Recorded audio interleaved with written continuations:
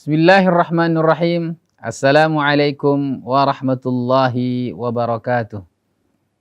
Alhamdulillah wassalatu wassalamu ala Rasulillah wa ala alihi wa ashabihi wa mawalah. Saudaraku yang dimuliakan oleh Allah Subhanahu wa taala, kita sebagai hamba Allah yang lemah tentu harus memperbanyak doa kepada Allah Subhanahu wa taala. Kita mengatakan, ya Allah, tolonglah aku. Ya Allah, bantulah aku. Itulah salah satu di antara doa-doa kita yang kita panjatkan kepada Allah Subhanahu wa taala. Meminta tolong kepada Allah Subhanahu wa taala adalah ibadah dan dia adalah sebaik-baiknya ibadah. Karena Allah Subhanahu wa taala mengajari kita untuk terus beribadah kepadanya dan meminta tolong kepadanya. Allah mengatakan dalam surah Al-Fatihah yang kita selalu baca di dalam salat kita dan di luar salat kita, kita mengatakan iyyaka na'budu wa iyyaka nasta'in. Hanya kepadamu ya Allah kami beribadah dan hanya kepadamu lah ya Allah kami meminta pertolongan. Maka di sini wahai saudaraku, mintalah tolong kepada Allah. Mintalah pertolongan Allah, bantuan Allah Subhanahu wa taala agar kita betul-betul bisa beribadah kepada Allah. Meminta tolong kepada Allah. Rasulullah sallallahu alaihi wasallam bersabda dalam hadis yang sahih, "Fa idza sa'alta fas'alillah wa idza ista'anta fasta'in billah." Dan bila engkau meminta, memohon, bertanya, meminta apapun, bertanya apapun, maka mintalah kepada Allah Subhanahu wa taala. Dan bila engkau meminta pertolongan, meminta bantuan, maka mintalah bantuan pertolongan kepada Allah Tabaraka wa taala. Mengapa wahai saudaraku? Karena kita ini hamba Allah yang lemah. Karena ini adalah bukti kesadaran kita akan kelemahan kita. Bahwasanya kita membutuhkan bantuan Allah, membutuhkan pertolongan Allah Subhanahu wa taala, terutama masalah ibadah. Puasa Ramadan yang kita laksanakan membutuhkan pertolongan oleh Allah. Salat malam, qiyamul lail, salat tarawih, baca Al-Quran sampai khatam, banyak bersedekah dan mengeluarkan zakat di akhir bulan Ramadan, begitu juga ibadah-ibadah yang lain.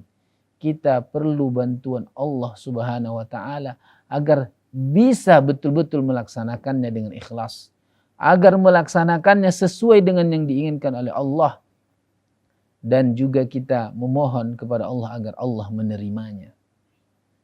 Ditambah kita juga istiqamah di atasnya.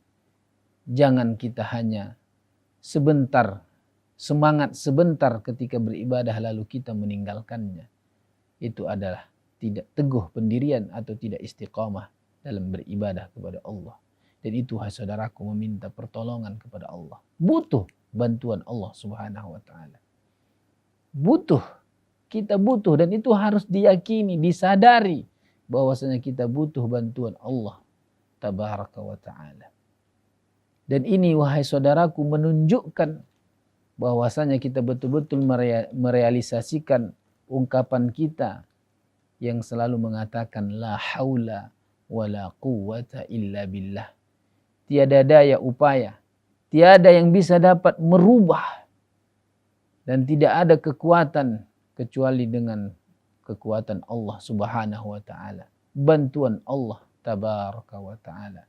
Bila kita meminta kepada Allah, meminta pertolongan, meminta bantuan kepadanya, itu menunjukkan bahwasanya kita ini betul-betul membutuhkannya. Dan Allah suka, mencintai hambanya yang meminta kepadanya.